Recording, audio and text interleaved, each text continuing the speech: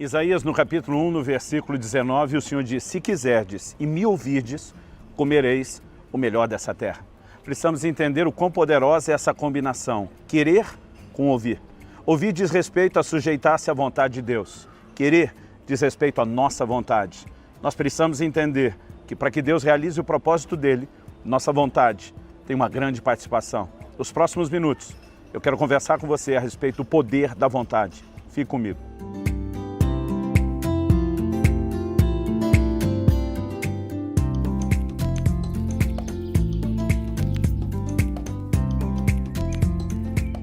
Estou em Nápoles, na Itália, passando para trazer mais uma palavra ao seu coração.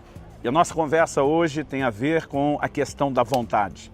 Como disse anteriormente, Isaías 1,19, Deus diz: se quiserdes e me ouvirdes, comereis o melhor dessa terra.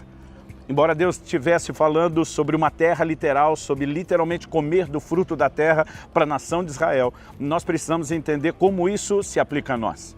Paulo diz aos Coríntios que as coisas que aconteciam com eles foram escritas para nosso exemplo e para nossa advertência. Há uma lição a ser tirada daqui. E a verdade é que Deus havia prometido uma terra, de tão boa ela passou a ser chamada de a terra da promessa. No entanto, Deus diz: para que vocês possam usufruir a plenitude do meu propósito, a plenitude da minha vontade, vocês precisam de uma combinação de dois elementos.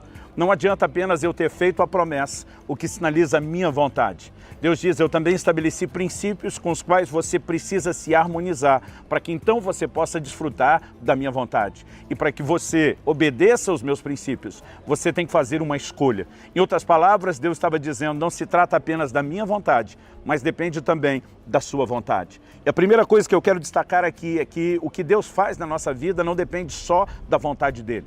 1 Timóteo 2,4, por exemplo, diz que Deus deseja que todos os homens se salvem. Essa é a expressa vontade de Deus para cada pessoa na terra. Agora, a pergunta é: todos estão se salvando? Não, porque não depende apenas da vontade de Deus, mas depende de uma resposta da vontade do homem. E nós precisamos entender o poder da nossa vontade, que embora não façamos nada sozinhos, apenas por causa da nossa vontade, mesmo para viver a vontade de Deus, nós precisamos fazer uso da nossa vontade. E quando eu olho para a palavra de Deus, eu vejo vários exemplos a respeito disso. Em João 5, 39 e 40, Jesus diz aos discípulos: examinais as Escrituras, e são elas que testificam a respeito de mim.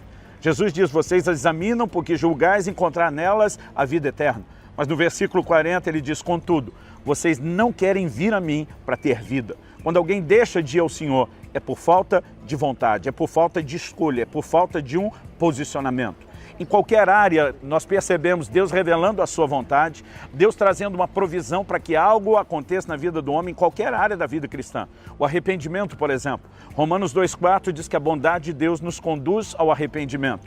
Em Apocalipse 2,21, Jesus se refere a uma mulher que ele denomina de Jezabel e diz: dei-lhe tempo para que ela se arrependesse, mas ela não quer se arrepender. Precisamos entender o poder da vontade. Precisamos compreender que o que Deus faz não depende só da vontade dele, mas também da nossa. A palavra de Deus mostra a respeito dos dons espirituais, por exemplo, que dependemos da vontade de Deus. O Espírito Santo, diz 1 Coríntios 12:11, distribui os dons conforme lhe apraz. Mas em 1 Coríntios 14:12, a palavra de Deus diz: visto que desejais dons espirituais, procurai progredir neles para a edificação da igreja. Eu preciso desejar os dons, eu preciso escolher isso. Não adianta apenas Deus escolher ou desejar isso para mim. Eu preciso participar com a minha vontade. Cada um de nós precisa. Em 1 Timóteo 3, quando o apóstolo Paulo fala a respeito dos vocacionados ao ministério, ele começa dizendo: se alguém almeja o episcopado. A palavra almeja é se alguém deseja, se alguém está afim, a gente diria num português atual. Se alguém quer muito isso, ele diz: ótimo, a partir do ponto que você deseja, você precisa entender que há qualificações, que você será testado e só depois disso será estabelecido no ministério. Há uma diversidade de textos na Bíblia que sustentam exatamente a mesma ideia, exatamente a mesma coerência desses princípios.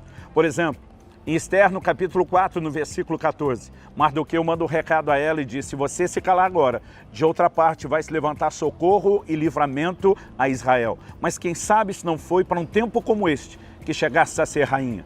Ele estava dizendo: se você não quiser cooperar com Deus, Deus pode resolver o problema coletivo de outra forma, mas você individualmente vai falhar em relação ao plano e o propósito de Deus, porque nós não vamos viver o melhor de Deus apenas porque Deus quer.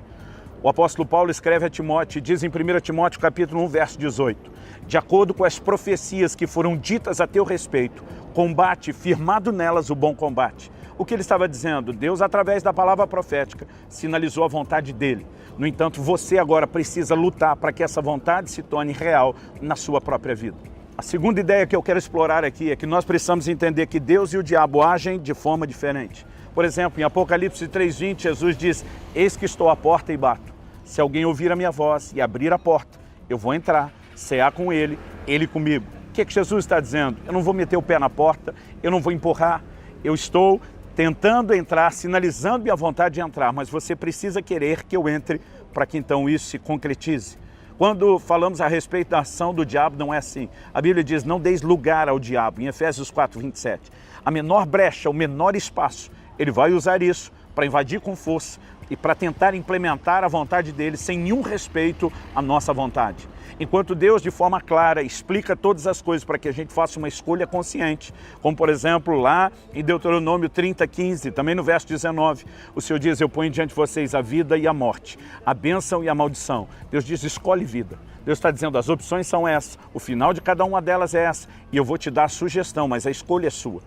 O diabo nunca demonstra o mesmo respeito. Em primeiro lugar, ele não apresenta as opções de forma real. Ele está sempre mentindo a respeito delas e tentando nos enganar para nos empurrar na direção diferente. E Deus, na sua forma de agir, não se parece nem um pouco com o diabo. Ele nos deu o livre-arbítrio, o poder de escolha, ele respeita isso. Ele jamais vai passar por cima, ele jamais vai atropelar isso. Então, quando compreendemos essa forma de Deus e o diabo diferente de agir, entendemos que isso, na verdade, remete não só à ideia de respeito, mas de um princípio. O livre-arbítrio é algo fantástico. Ele, por um lado, nos dá o privilégio de escolher, mas, por outro, coloca também sobre nós a responsabilidade das escolhas que nós fazemos. Outra coisa que também merece a nossa atenção nessa reflexão é que Deus atende quem dá valor ao que Ele oferece. Eu acredito que quando valorizamos aquilo que Deus está oferecendo, isso é uma sinalização de que nós queremos aquilo que Ele quer. E nessa combinação de vontades, entre a vontade do homem e a vontade de Deus, há algo poderoso, há algo que libera e ativa aquilo que Deus provisionou e colocou à nossa disposição. Alguns exemplos bíblicos que podemos levar em conta. Jesus diz em Mateus 7:6 que nós não devemos dar pérolas aos porcos. Nós não devemos dar algo de valor para alguém que não valoriza aquilo. E Jesus não pediria para mim e para você fazer algo que Ele antes, em primeiro lugar, não fizesse. Ele não seria incoerente a ponto de sugerir que nós precisamos fazer algo que Ele mesmo não faz. Então o Deus que nos pede para não dar algo de valor a quem não valoriza é o mesmo Deus que também não vai conceder algo de valor para quem não valoriza a importância daquilo. Em Isaías, no capítulo 44, no versículo 3, Deus diz, derramarei água sobre o sedento. Para quem é que Deus vai dar água? Para quem quer água, para quem valoriza a água, para quem vai aproveitar e não desperdiçar a água. Nesse contexto, nós precisamos entender que quando escolhemos o melhor de Deus, isso tem um peso extraordinário, isso tem um peso poderoso. Eu olho para as Escrituras e percebo que o Senhor Jesus tentava nos levar a esse nível de entendimento. Quando em Mateus 13, dos versículos 44 a 46, ele nos conta duas parábolas. Uma delas fala de um homem que encontrou o tesouro escondido no campo. E Jesus está fazendo uma alusão ao reino de Deus. Então diz que esse homem, movido de alegria, por entender o prazer daquilo que descobriu, ele vai e vende tudo que tem para adquirir aquele campo. No momento em que ele começa a dar valor àquilo mais do que qualquer outra coisa, ele está sinalizando o seu interesse, o seu desejo por aquilo que Deus está oferecendo em relação ao seu reino. Da mesma forma, na outra parábola, quando a Bíblia diz sobre um negociante que encontra uma pérola de grande valor, ele também vai e vende tudo que tem. Ele está atribuindo valor àquilo. Ele está dizendo, isso é tão importante que eu vou lutar por isso. Eu quero desfrutar aquilo que eu encontrei. Eu quero colocar isso como prioridade na minha vida. E quando falamos da vontade, não é apenas um desejo passivo. Muitas pessoas estão dessa forma, como eu queria experimentar o melhor de Deus. Esse eu queria é um desejo distante, passivo, que não tem nenhuma ação. Quando eu falo do poder da vontade, eu estou falando de um posicionamento firme, é entender a importância de ir determinadamente atrás daquilo que Deus tem para nós, de dizer eu vou lutar por isso em fé, eu vou lutar por isso em oração, eu quero o que Deus quer. E eu entendo que para me harmonizar à vontade de Deus, não basta apenas querer do lado de cá, mas entender que eu tenho que dar ouvidos ao Deus que já sinalizou a sua vontade. Eu tenho que me harmonizar à vontade dele para que então ela se concretize na minha vida. O posicionamento de fé, que nos dá direito de entrar na graça de Deus e desfrutar aquilo que é nosso, é exatamente isso. Quando eu decido crer no que Deus prometeu, quando eu decido crer no que Deus disponibilizou, eu estou expressando não apenas confiança, mas eu estou expressando também a minha vontade. Diante disso, eu quero tentar de alguma forma te ajudar a romper com a passividade. Eu quero te ajudar a tomar uma posição, a fazer uma escolha. Eu vou viver o melhor de Deus para a minha vida. Cada um de nós precisa entender a importância de fazer essa escolha e correr atrás disso, lutar por isso. Porque se entendemos na perspectiva bíblica o poder da vontade humana, isso pode ser, por um lado, assustador se nos afastarmos do melhor de Deus, mas pode ser, por outro lado, muito empolgante, quando entendemos que ela pode se harmonizar com a vontade de Deus e provocar o resultado, que é viver o melhor daquilo que Deus provisionou para nós. Que essa seja a sua decisão, a correta, e que dessa forma você use o poder da vontade para comer o melhor da terra, o melhor da promessa de Deus, o melhor da provisão dele para a sua vida. Que o Senhor nos abençoe e que com a sua graça, combinado com a nossa resposta, a gente chegue lá.